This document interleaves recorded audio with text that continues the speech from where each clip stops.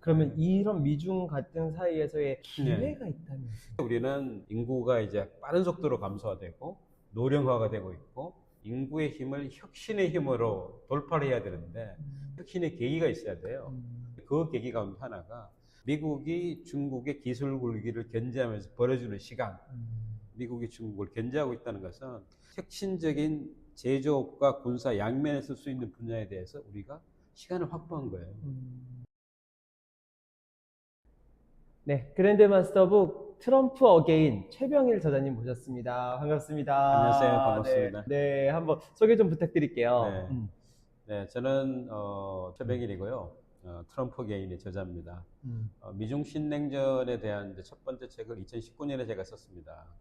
그때 제가 예측한 것은 트럼프가 예외가 아니고 새로운 뉴 노멀이다, 시작이다. 그리고 트럼프가 다시 연임을 하든 아니면은 정권이 민주당으로 바뀌든 이 추세는 돌이킬 수 없을 것이라고 예측을 했는데 트럼프가 놀랍게도 4년의 공백을 딛고 다시 돌아오면서 트럼프 게인이라는 책을 쓰면서 와, 트럼프 향후 4년 동안 이제 미중 신냉전이 어떤 식으로 전개될 것인지 그리고 이것이 이제 세계 정치 경제에 어떤 영향을 가지고 오고 궁극적으로 대한민국 미래에는 어떤 의미가 있는지 네. 그런 이야기를 나누고 싶어서 이 책을 펴냈습니다. 아, 사실은 미국 정치가 네. 그냥 남의 나라 이야기였는데 이제는 뭐 환율도 네. 그렇고 예. 이제 완전 연결된 느낌이에요. 예. 미국 정치를 이제 다른 나라 정치라고 할 수가 없는 것이 미국은 대통령제를 이제 실시한 지구상의 최초의 국가. 그리고 우리는 해방 이후에 건국을 하면서 대통령제를 해오고 있어요. 네. 한국이 채택한 대통령제의 원조가 미국이라는 거. 또 미국이 자유민주주의의 어떤 이제 리더로서 2차 세계대전의 결정적인 승리를 이끌었고 지금까지 세계 질서의 최선도 있잖아요. 그러면서 또 한국은 미국의 군사동맹, 경제동맹이고 그것이 다 미국 정치에서 연관되는 거기 때문에 미국 정치가 남의 정치라고 할 수가 없는 거죠. 그쵸. 네. 본질적으로 네. 정치 체계가 되게 연결돼 있네요. 네. 요즘에 더 미국 정치에 관심을 기울여야 되는 이유가 있을까요? 20세기 후반을 관통했던 미국을 중심으로 한 자유주의 국가, 또 소련을 앞세운 공산주의 국가의 이른바 그 냉전, 콜드워라는 것이 소련이 구축한 그 많은 이 원자폭탄 한 방 쏘지 않고 스스로 이제 붕괴한 거거든요. 그때부터는 체제가 달라도 상품 팔 수 있고 투자할 수 있고 하는 이른바 묻지마 세계화가 가열차게 진행이 되다가 2010년 정도부터 세계화의 어떤 역풍 알고 보니까 모든 사람이 다 그냥 똑같이 잘 사는 게 아니고 세계화에 뒤처진 사람들이 나타나고 그러면서 누구를 위한 세계화라는 이런 시위가 많이 그냥 전 세계적으로 나타났고 트럼프가 2016 당선된 것도 세계화에 화가 난 미국의 노동자들, 서민층을 집중적으로 공략해서 된 거거든요. 그런데 트럼프는 어떻게 알려지냐 하면은 자기가 재선에 도전했는데 실패하니까 거기에 불복하고 지지자들이 의사당에 난입해서 폭동을 일으켰다. 따라서 민주주의 헌정 질서를 인정하지 않는 굉장히 위험한 사람으로 인식되고 있어요. 그러면서 그들은 굉장히 극단적인 가치, 반이민, 또 다양성에 대한 반대, 민주주의 헌정 질서를 원하며 바꿀 수 있는 이런 가치를 민주국가에서 보여주고 있기 때문에 사실 그게 남의 나라 이야기가 아닌 것이 대한민국도 지금 그런 양상을 보이고 있고요. 그런 면에서 더더욱 우리가 유심히 좀 지켜보고 반면교사 그런 면에서 또 중요한 포인트를 또 얘기 주신 것 같아요. 이런 말씀을 해주셨어요. 대통령 트럼프 안에는 두 명의 트럼프가 존재한다. 정치인 트럼프와 사업가 트럼프. 세상은 대통령 트럼프의 말을 들으면서 사업가 트럼프를 본다. 다른 정치 경력 없이 곧장 대선 경쟁에 뛰어들어 대통령이 된 인물. 네. 제가 첫 번째 2019년에 그런 이야기를 했는데 보통 우리가 어떤 국가의 정치 지도자라고 하면은 기대하는 게 있습니다. 지도자다움, 대통령스러움. 보통 일반 사람들이 쓰는 그런 단어 쓰지 않고 우하고 품이 있고 그리고 권위가 있어야죠. 맞아요. 그러다 보니까 국정의 최고 책임자지만 사사건건 이렇게 사소한 일에 끼어들지 않지 않습니까?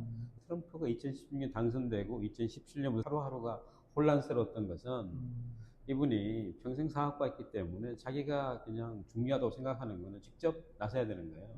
엄연히 그 문제를 책임지고 있는 주무장관이 있음에도 불구하고 새벽 3시에 트위터를 보내가지고 아무런 상의 없이 그냥 밀어붙이는구나. 밀어붙이는 거예요. 그리고 그래서 트럼프를 이해하려면은 트럼프가 평생 사업가였다는 걸 우리가 이해하자면 안 될 것 그리고 트럼프 스타일의 거래 방식을 가지고 있는 사업가였다는 걸 이해를 해야만 지금 벌어지고 있는 것을 이해할 수 있습니다.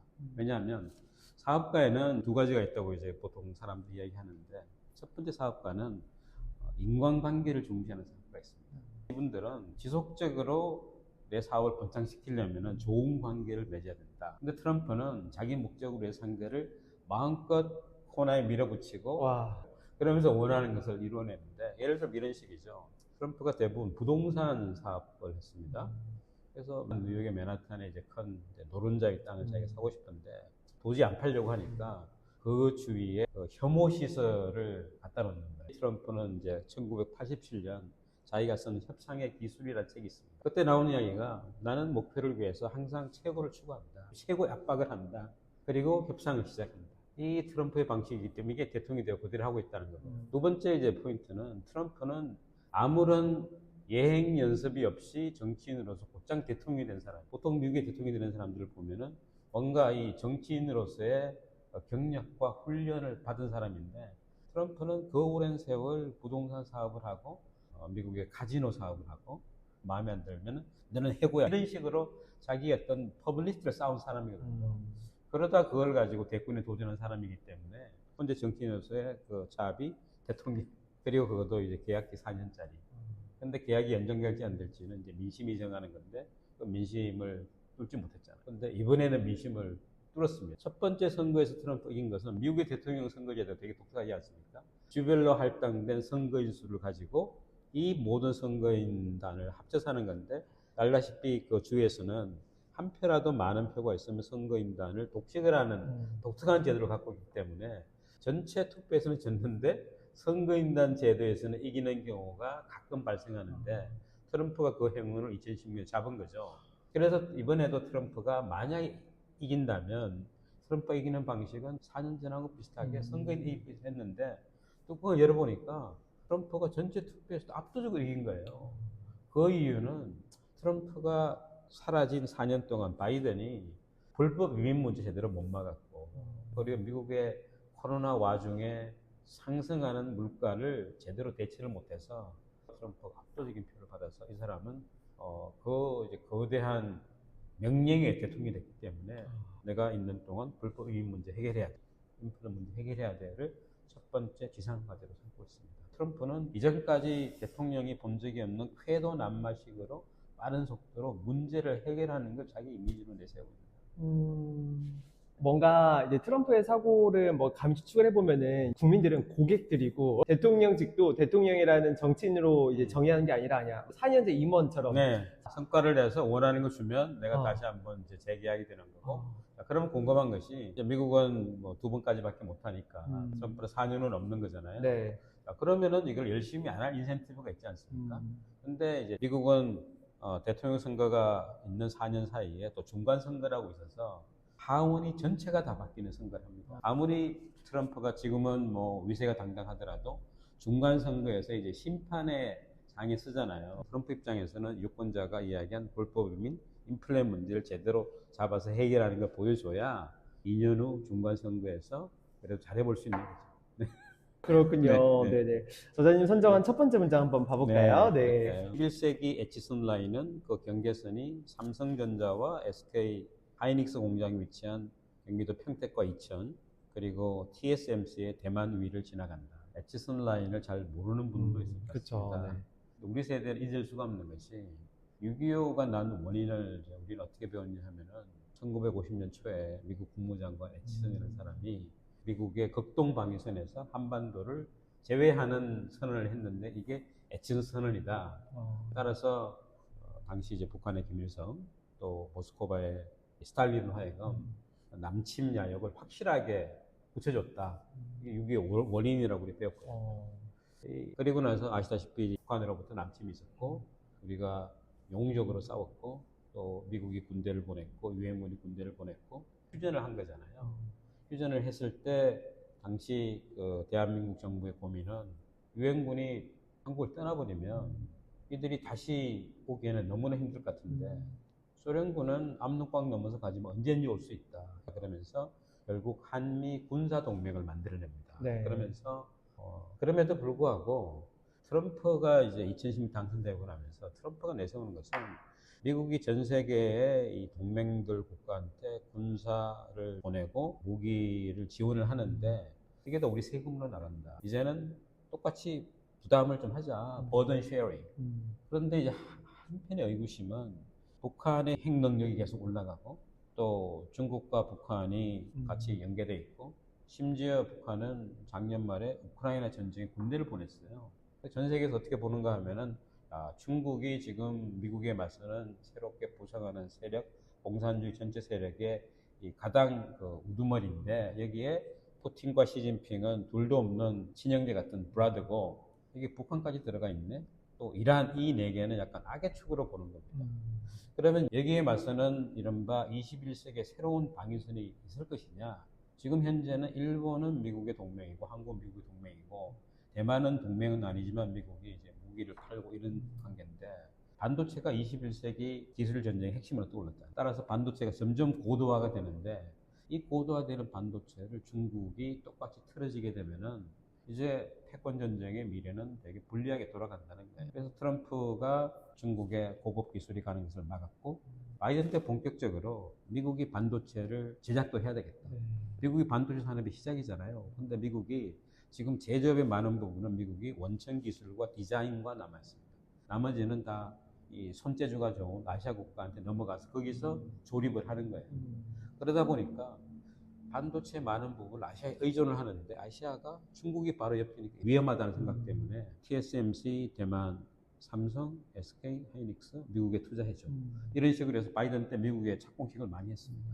그렇지만 가장 중요한 거는 한국에 있고 대만에 남아있는 것이거든요. 왜냐하면 가장 중요한 것을 빼버리게 되면 이게 전략적 가치가 없어지는 거잖아요. 이런 상황을 일컬어서 21세기의 독재 정권과 자유진영과의 대결선은 반도체가 있는 이 국가가 경계선이다. 따라서 20세기 엣지스 라인에서 대한민국은 빠졌지만 21세기 엣지스 라인은 대한민국이 있는 거기에 그리고 중국이 대만을 집어삼킬 건지 말 건지 전 세계가 보고 있는데 아니 대만을 내주면 TSMC가 넘어가는 건데 따라서 한반도에 남쪽만 들어가는 것이 아니고 대만까지 들어간다. 이게 지금 국제적으로 정치 경제를 보는 사람들의 합의인 거죠. 이제는 너무 벽이 없으면서 연관성을 미치고 있기 때문에 복합적인 경제와 안보가 맞물리는 이런 상황, 또 기술과 경제가 맞물리는 상황 이런 것들을 우리가 잘 이해를 하면 돈을 더 많이 번달할지 아니면 조직에서 새로운 기회를 만들어내는데 굉장히 중요한 그런 인사이트를 가질 수 있습니다. 그러면은 문제 한번 골라보겠습니다. 네.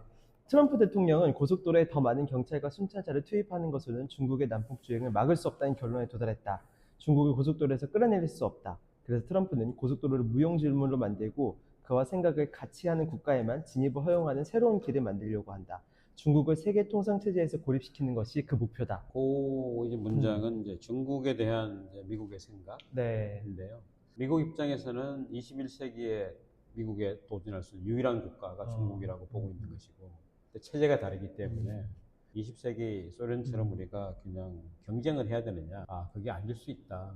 중국 친구들한테 우리가 만든 이제 자유무역 체제를 이식을 시키고 그들이 우리하고 거래를 하면서 경제를 발전시키게 되면 공산당 독재의 아주 그냥 강압적인 체제를 유지하지 못할 것이라는 것이 미국 생각이었어요. 네. 그래서 1970년 초반에 이제 닉슨 대통령이 주계 장막을 뚫고 베이징을 가서 이른바 수교의 길을 트고 그리고 70년대 후반 카터가 본격적으로 수교를 한 이후에 지난 한 40여 년 동안은 중국을 포용하는 정책을 했습니다. 중국이 자유서방 세계 국가들하고 거래하고 돈을 벌 수 있는 기회를 준 거죠.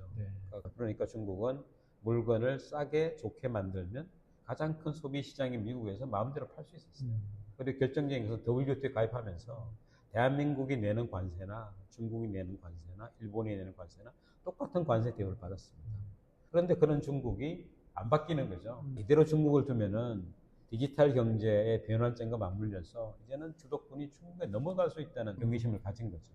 이제는 중국을 막아야 되겠다.